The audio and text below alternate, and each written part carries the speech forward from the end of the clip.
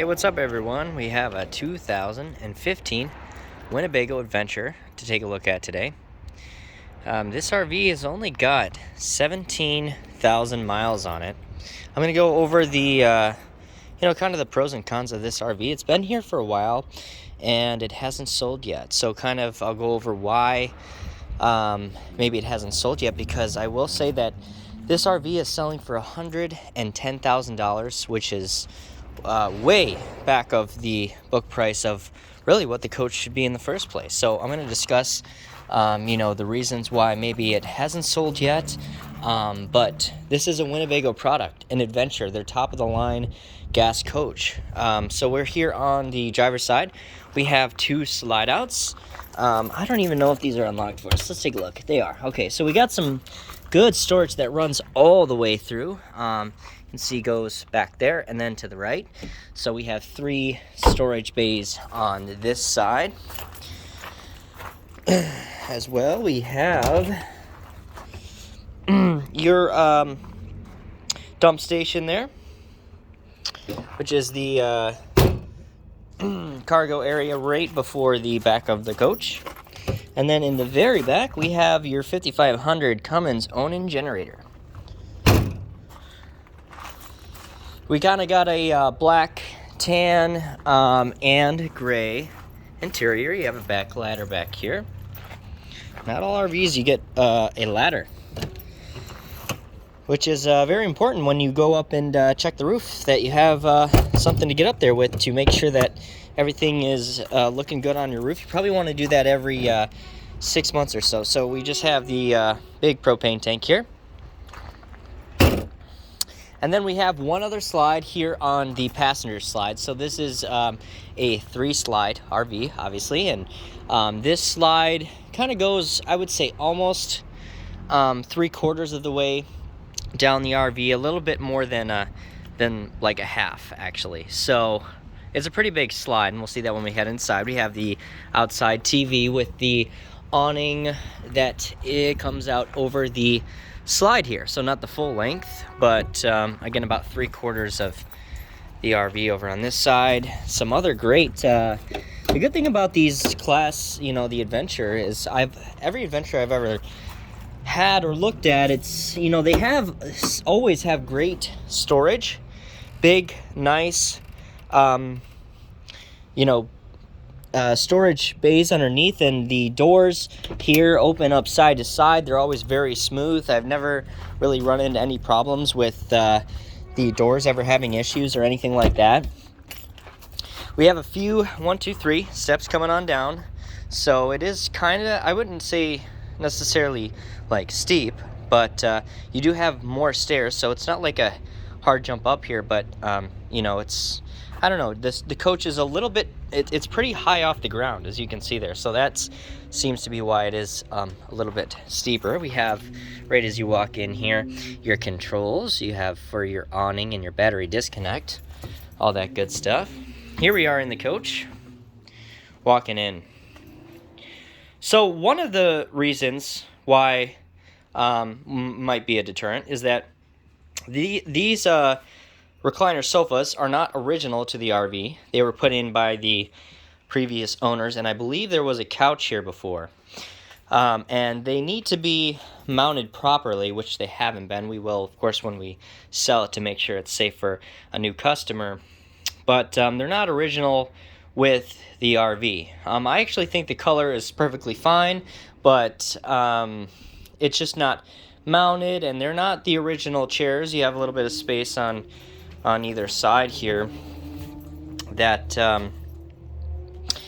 shows you that it's not the original couch that was supposed to be here. First, we'll take a look at the front seats here. Everything in this coach is actually in really great shape, besides the only thing being that the couch is not original. Although those couches are in good shape, they're not the original couches. So you have this is powered by a 4V10.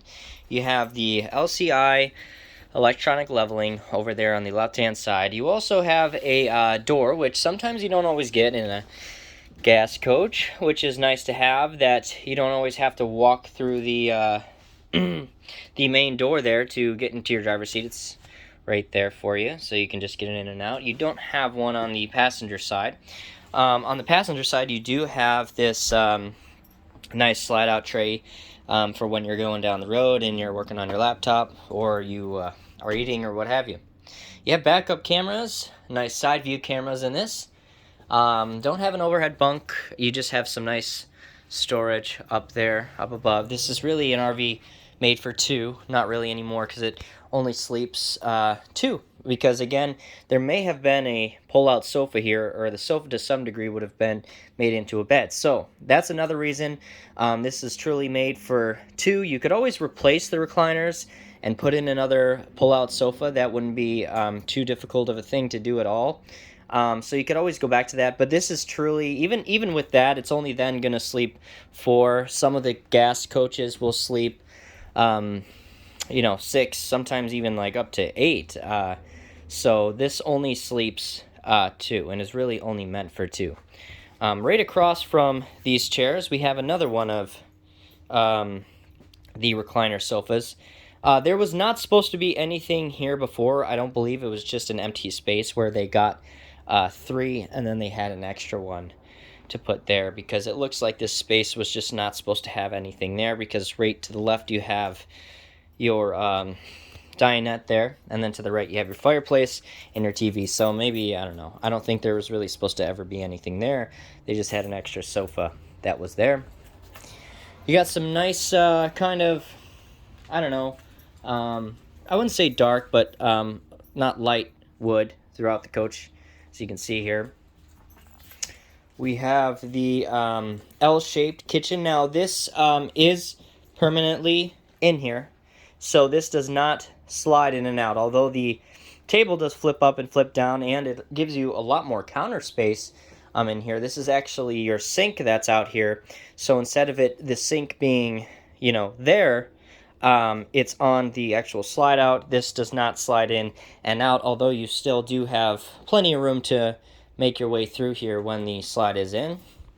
You got your refrigerator there. And maybe another reason it's not the LP, rather residential, and not everybody wants residential if you're going off the grid, or you don't have, you're not hooked up to power for a few days. You have a 3-burner stove there. You have the convectional microwave as well. Got some nice storage there, kind of, let's see if this is probably, yep, really nice pantry. So a lot of pantries will be super thin. This is got a lot of space with all slide-out drawers in there. So that's pretty nice. Following that, you have a nice slide down door to cut off from the bathroom, which is the next area we're in. And we have the toilet in here, separate from the shower, and the sink across from that. It is pretty dark in here. We don't have a window. I don't have lights on.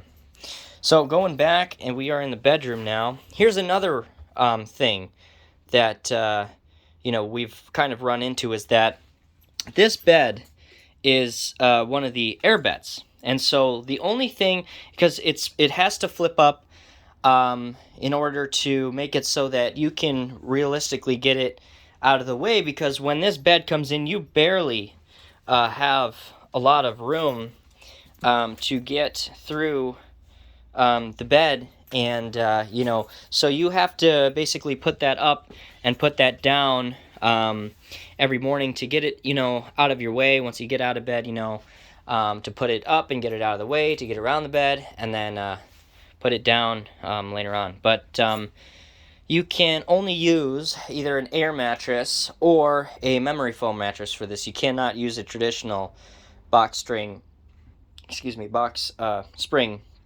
mattress for this, because it needs to fold up there at the top. You have your TV up here, which does swing out. You do have a nice washer dryer combo here, stack. And this RV is it's a 38Q is the model, so it's almost 40 feet in length. So this is a gas coach powered by a Ford V10 that's almost 40 feet in length, which in the gas coach world is really large, and you know, a lot of people are looking for. It seems like people want smaller and smaller. They're looking for 30-foot, especially if it's in a gas coach. You're looking for something smaller, not something that's necessarily 40 feet. So that's another reason. So all those reasons combined, you know, are probably part of why this coach hasn't sold yet. But the thing is that the price on this coach is astronomically low, and it's a very clean coach. And it's only got 17,000 miles on it.